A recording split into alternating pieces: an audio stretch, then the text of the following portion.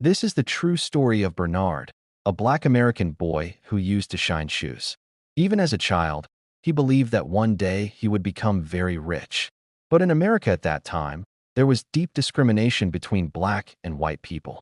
Black people couldn't get loans from banks, and they had almost no business opportunities. Still, Bernard never gave up. He kept fighting. This is the story of the banker. The year is 1965. Bernard lives in Washington, D.C. He's told to stay alert because powerful people want to teach him a lesson. He prepares to give his testimony before a committee. Then the story flashes back. It's 1939. In a Texas city, young Bernard shines shoes outside a bank. He silently listens to customers talk about money, loans, and real estate investments. Every time a customer leaves, he secretly writes down everything he's learned in his diary. He wants to learn more, so he stands near a window to listen in on bank meetings. A policeman catches him and drags him down, but Bernard manages to run away. The cop threatens to tell his father. That night, Bernard's father scolds him for spying on white people.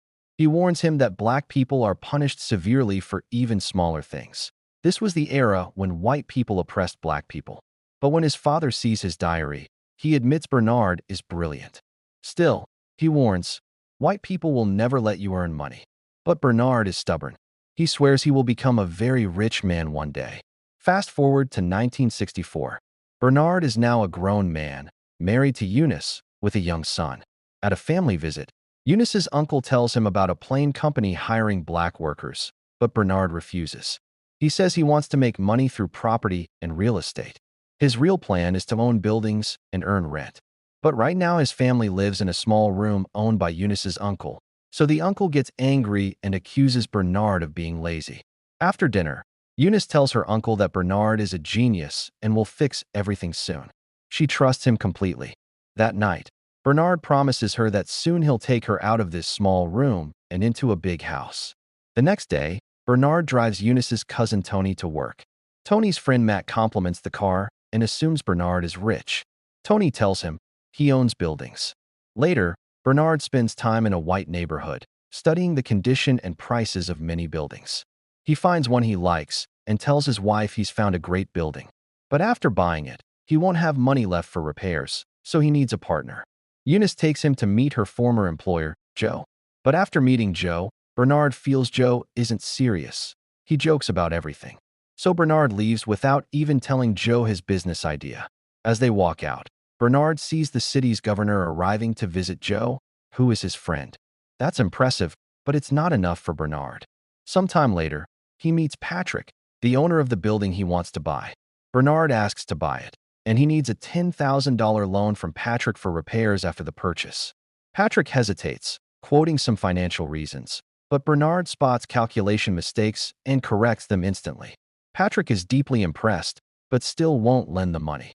Before leaving, Bernard notices a calendar sent by Reed from Mid-City Bank. Then Bernard goes to that bank to meet Reed. The clerk says Reed's not there, but Bernard sees him inside. He realizes he's being turned away because of his skin color, so he decides to wait outside. When Reed finally comes out, Bernard approaches him and pitches a business idea that will benefit both Reed and Patrick, using Patrick's name without permission. Returning home, Bernard tells his wife he didn't get the loan. He's deeply disappointed.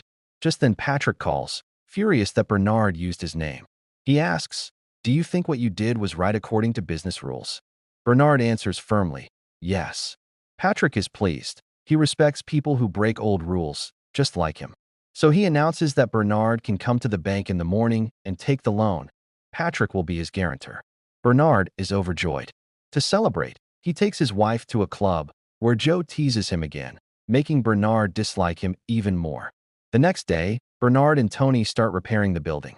A white woman who already rents there scolds them for being black men working in a white neighborhood.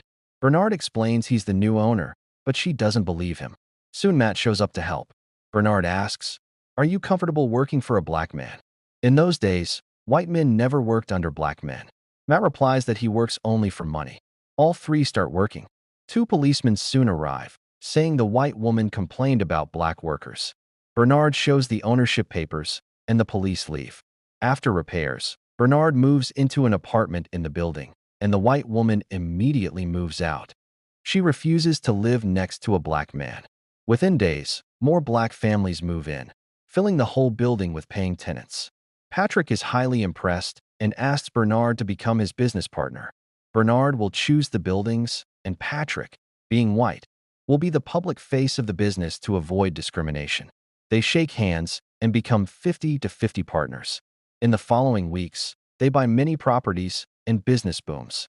Matt and Tony handle repairs while Bernard's wife decorates homes. One day, Bernard shows his wife a beautiful house and announces it's their new home.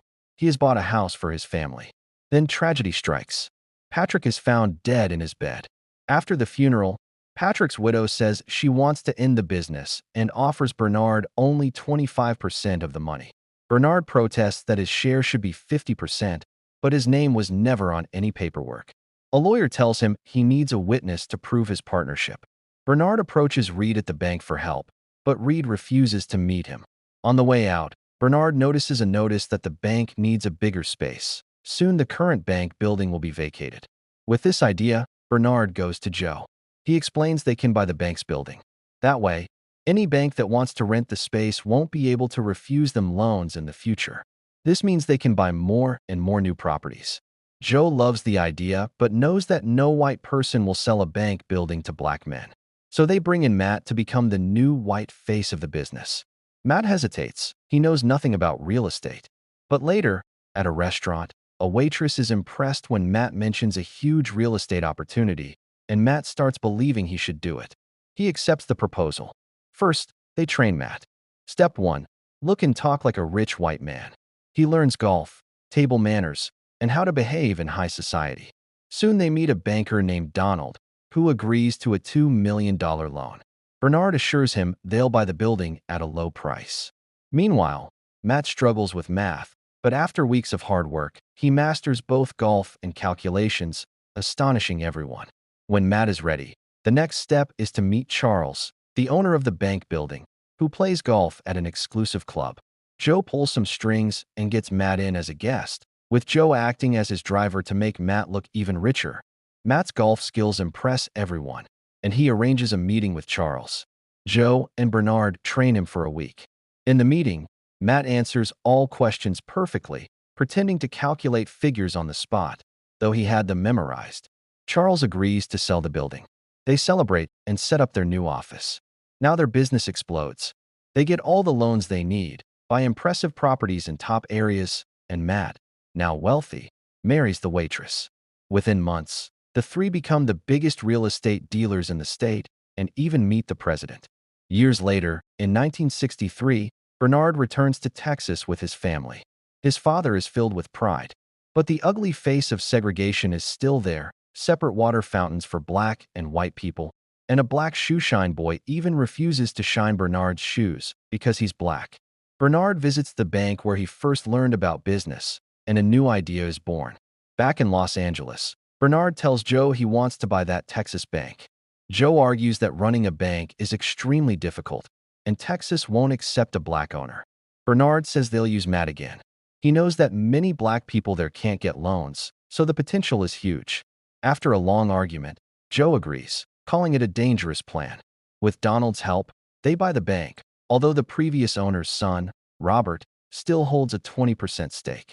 Bernard secretly meets black people throughout Texas, telling them the bank now welcomes them, but to keep quiet so discrimination won't ruin everything.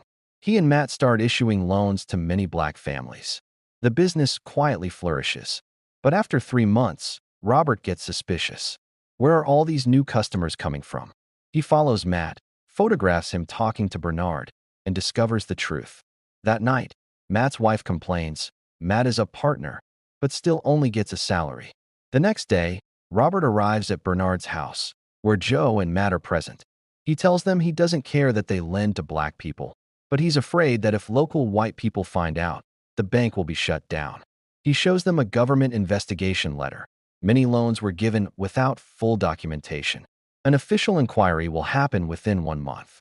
After Robert leaves, Matt proposes buying a small second bank, splitting the questionable loans between the two banks so nobody will notice the volume. But he demands that they finally make him a real partner. With no other option, they agree. Matt buys the small bank. On the first day, Bernard's wife disguises herself as a cleaner to keep watch. Tony and Bernard plan how to divide the loans. Matt signs the paperwork, but trouble hits fast. Robert tells Matt that white customers are withdrawing their money because they've become suspicious. Bernard and Joe suspect Robert himself spread the rumor. When the government examiner arrives, a panicked Matt calls Bernard. Bernard tries to sneak in disguised as a cleaner, but fails. The investigation finds big mistakes in Matt's books, and it turns out Matt had taken advice from a lawyer secretly sent by Robert. They realize Robert has set a trap. The result is devastating. They must pay a $300,000 penalty. Joe and Bernard refuse to help Matt. It was his fault. The case turns into a fraud investigation. The bank's license is revoked, and the FBI arrests Bernard and Joe. A senator in Washington tries to use the case politically. Matt is offered a deal: testify against his friends and go free. He does. Bernard, too, has an option to lie, but he chooses to speak the truth. He tells the court that, despite all the talk of equality in the country, discrimination still stops black people from rising. But his words change nothing. The government seizes their assets, and he and Joe are sentenced to 3 years in prison. After their release, Bernard and Joe learn the truth. Matt had actually testified with their secret consent to protect them from even longer sentences. He had also bought homes for both of them before the government could seize everything. Their property was gone, but they each had a house. The biggest change came from their struggle. In 1968, their case helped inspire the Fair Housing Act, making it illegal to discriminate against anyone buying a home. Black people could now live wherever they wanted. This is a story of winning a great victory even after a painful loss.